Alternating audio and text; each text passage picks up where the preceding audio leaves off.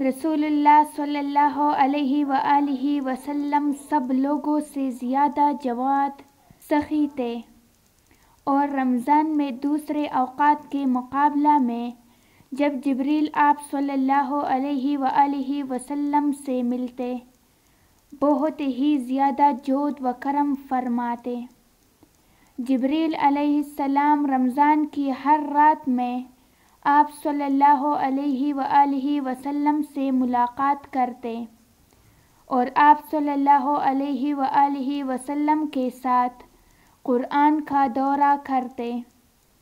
غرض حضرت صلی اللہ علیہ وآلہ وسلم لوگوں کو بھلائی پہنچانے میں بارش لانے والی ہوا سے بھی زیادہ جود و کرم فرمایا کرتے تھے۔